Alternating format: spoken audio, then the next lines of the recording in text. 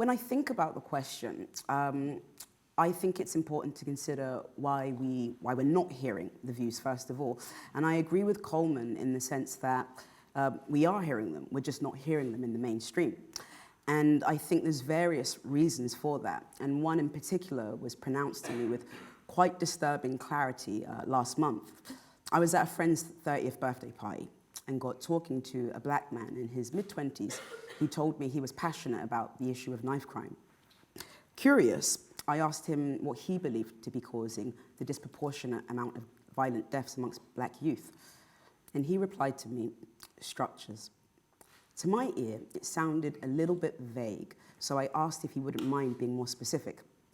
He then listed the closing of youth centres, racism, and poverty as root causes. I'm quite familiar with this diagnosis, but as we don't see the same rate of youth violence amongst other similarly disadvantaged groups, I'm not quite convinced.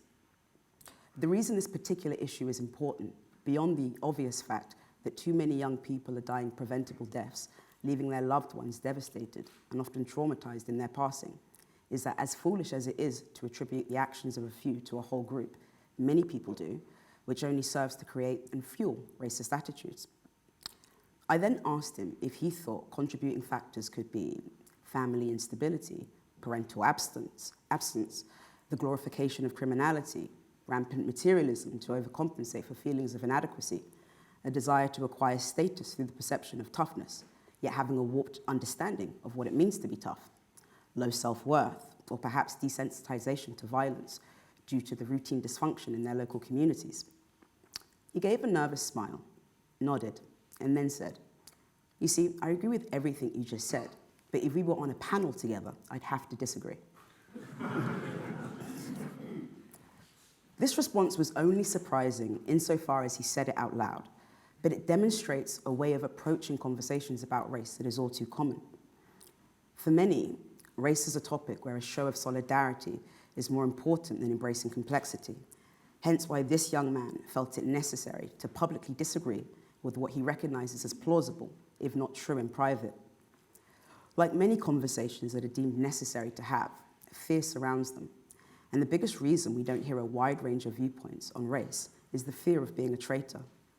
Race is a topic where you don't necessarily have to be wrong to anger people. What often enrages others are the types of people who believe you're right. So another huge fear is who you may attract and then embolden for deviating from popular opinion.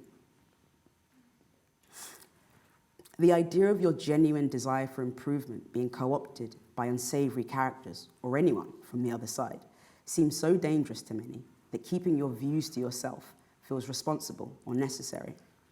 Naturally, a range of viewpoints won't be heard if people fear the social consequences of expressing them. Therefore, to me, the key to diverse views is to combat the ideas and attitudes that make people afraid to share different opinions about race. I think it's important to consider that there is an entire industry of workshops, training courses, influencers, best-selling books, and even merchandise for current anti-racism. So I think actually events like and conferences like this one are important.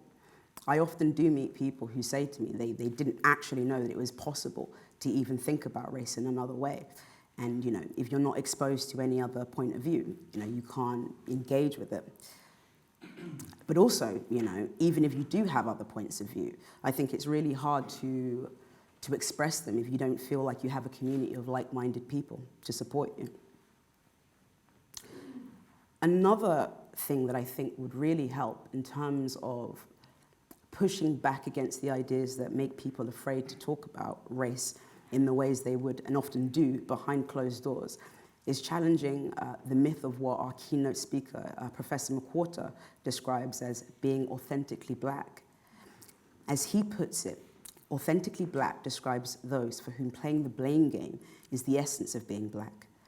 This belief does not have to be consciously acknowledged, but it's exemplified by the hostility directed at ethnic minorities who rebut the idea that discrimination is the cause of all race-related issues. This attitude leads to the belief that one's race is diluted and made lesser if they don't emphasize racism. And it's an idea that chokes the voice of so many ethnic minorities that I speak to.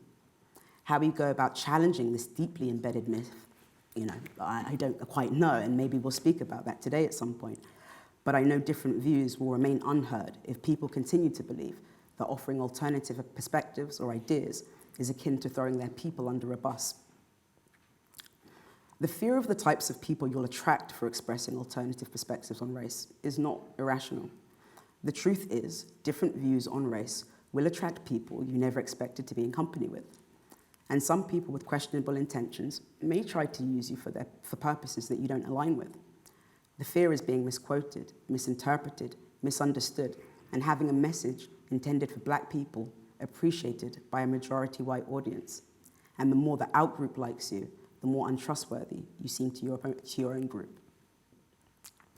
Our powerful need to belong, especially amongst those who we share backgrounds with, means that for many people, sharing different opinions and losing credibility amongst the very same people you most want to help simply isn't worth it.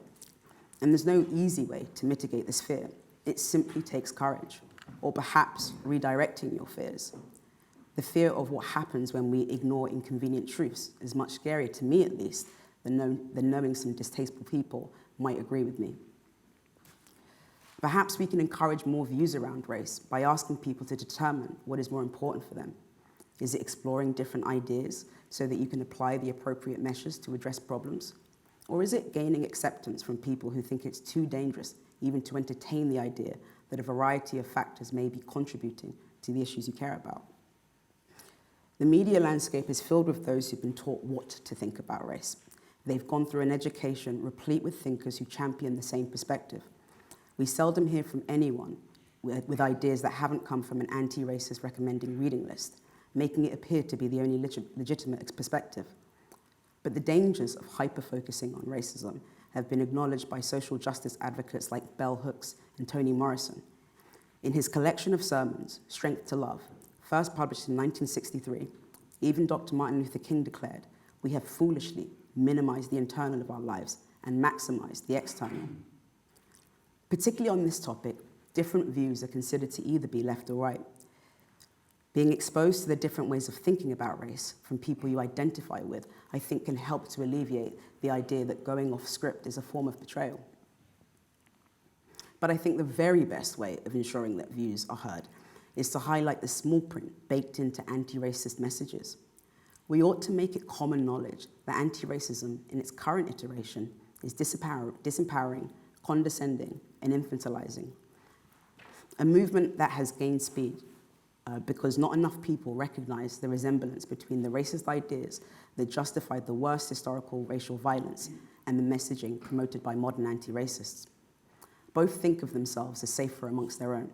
Both believe it's a struggle to relate to creative works from people who don't look like them. And ultimately, both believe that Black people's salvation comes from somewhere outside of themselves. What a low estimation of such a broad, complex, and distinct set of individuals. And this is precisely how anti-racism, in trying to fight for the humanity of Black people, ends up denying it by making it harder for them to express themselves without being vilified. I think this happens also because the perception of what it means to be a traitor is upside down. If anything, being a traitor is opting out of saying what you know to be true because you care more about how it be weaponized than how it could benefit those you fight for. If we wish to hear more views, we must present a vision that is as attractive as anti-racism presents itself to be. Disadvantaged people don't need academic pessimism cloaked as liberation. What is beneficial is exposure, awareness of their capabilities, and not having their identity reduced to their obstacles. On a personal level, what has led me to my own viewpoints has less to do with persuasive arguments and more a consequence of the encounters I've had and the questions I've asked. So any worldview that discourages curiosity and encourages the presumption of ill intention is not only self-sabotaging, but life-denying. Thank you.